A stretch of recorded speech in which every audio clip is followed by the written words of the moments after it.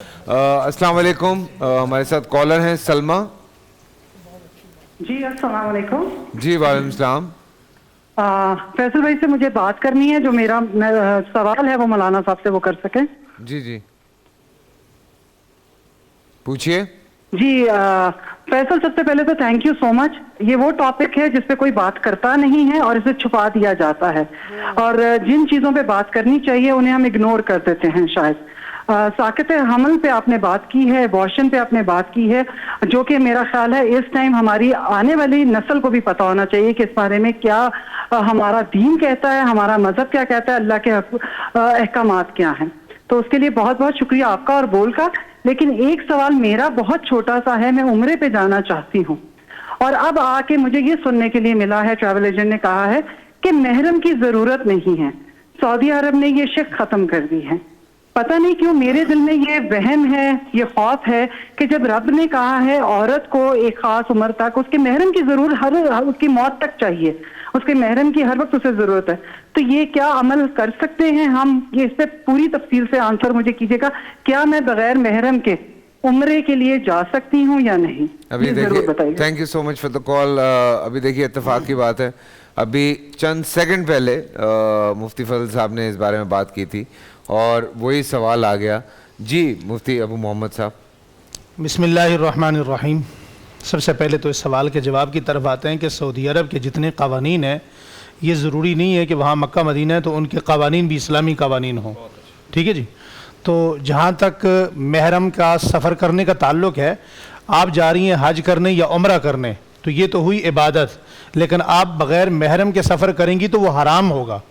بغیر محرم کے سفر کرنا کسی بھی صورت میں, صرف مکہ مدینہ کا سفر نہیں, حرمین کا سفر نہیں, زیارتوں کا سفر نہیں, آپ کہیں کا بھی سفر محرم کے بغیر نہیں کر سکتی. یا بھائی کو یا شوہر کو یا بیٹے کو ساتھ لے کر جائیں, محرم کے بغیر آپ کا حج عمرہ یہ نامقبول رہے گا. دوسرا ہم آتے ہیں اپنے سوال کی طرف. قرآن کریم کی سورہ ہود میں اللہ جل شانہ پہلی آیت میں فرماتے ہیں 12ویں سپارے کی, وَمَا مِن دَابَّةٍ فِي الْأَرْضِ إِلَّا عَلَى اللَّهِ رِزْقُهَا وَيَعْلَمُ مُسْتَقَرَّهَا وَمُسْتَوْدَعَهَا كُلٌّ فِي كِتَابٍ مُبِينٍ. یہ آیت کریمہ تو ان لوگوں کے لیے ہے جو بھوک کی وجہ سے اپنے بچوں کو مارتے ہیں.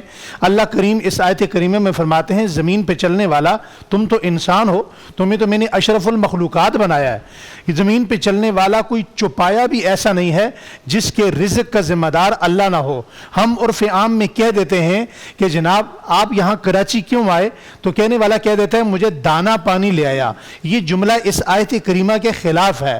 اللہ کریم اس آیت کریمہ میں یہ فرماتے ہیں مستقر رہا, جہاں تم رہو گے میں تمہارا رزق تمہیں وہاں پہنچاؤں گا, اور جہاں تم جاؤ گے تمہارے رزق کو میں تمہارے آگے آگے چلاؤں گا. میں اس میں ایک سوال پوچھنا چاہ رہا ہوں. ایک چیز اس پہ ہم نے اور پڑھی تھی کہ جب آپ ہجرت کرتے ہیں تو آپ کے کام میں اور برکت پڑتی ہے. اس میں یہ بھی ایک چیز جی وہ بات ذرا طوالت اختیار کر جائے گی. میں عرض کروں گا ہجرت کن کن بنیادوں پر جائز ہے.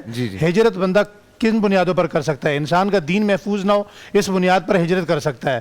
انسان معاشی طور پر کمزور ہو اس بنیاد پر ہجرت کر سکتا ہے. اور ہجرت سب سے بڑی ہجرت جو بخاری شریف کی حدیث ہے, اللہ کے پیارے حبیب صلی اللہ علیہ وسلم نے ہجرت کسے قرار دیا؟ ہجرت گناہوں سے ہجرت ہے, اپنے گناہوں کو چھوڑ دینا, یہ سب سے بڑی ہجرت ہے.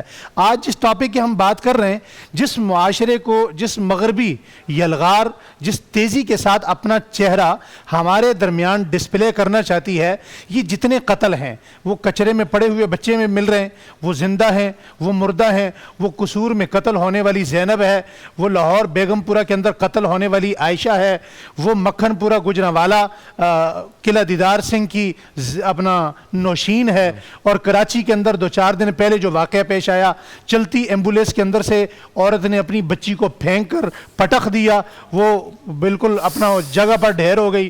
اس قسم کے یہ سینکڑوں واقعات ہیں.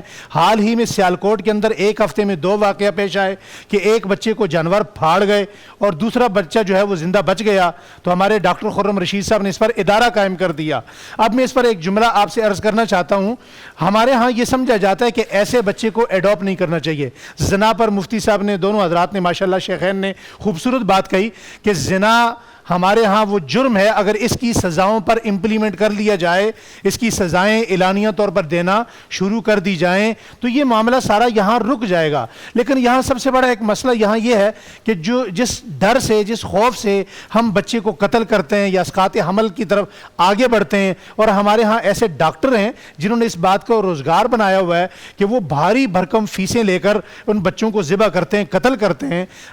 میں نام نہیں لوں گا، ہمارے ایک دوست ہیں، میں ان کے پاس اکثر میرا آنا جانا رہتا ہے، تو وہ اپنے ایک بچے کے ساتھ بڑے فاصلے کے ساتھ، یعنی بڑے اچھے انداز سے، 4 بیٹے اور ہیں، ان کے ساتھ ان کے اتنا محبت پیار والا تعلق نہیں ہے جتنا اس ایک بیٹے کے ساتھ ہے۔ پوری فیکٹری انہوں نے اس بچے کے نام پر کی ہوئی ہے۔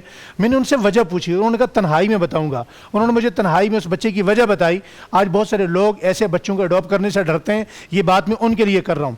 انہوں نے مجھے کہا جناب جتنا میرا یہ بچہ میری خدمت کرتا ہے کوئی نہیں کرتا، میرے باقی 4 بیٹے مجھ سے دور رہتے ہیں، یہ بچہ رات کو میرے پاؤں دبا کر سوتا ہے۔ میں نے جب سے یہ بچہ 12 سال کا ہوا ہے آج تک اس کی عمر شادی بھی کروا دی ہے، اس کی تہجد کی نماز کبھی قضا نہیں ہوئی۔ آخر میں انہوں نے کہا یہ بچہ کسی نے پھینکا تھا، میں روڈ سے اٹھا کر لایا تھا، یہ اس کا نتیجہ ہے، وہ سب سے نیک بچہ ہے۔ ایسے بچوں کو سہارا بننا چاہیے، ان کو اپنے پاس رکھنا چاہیے، انہیں پالنا چاہیے، شریعت اس کی کوئی ممانعت قرار نہیں دیتی۔ سبحان اللہ۔ بول انٹرٹینمنٹ کے شوز دیکھنے کے لیے ہمارے چینل کو سبسکرائب کریں اور بیل آئیکن پر کلک کرنا نہ بھولیں۔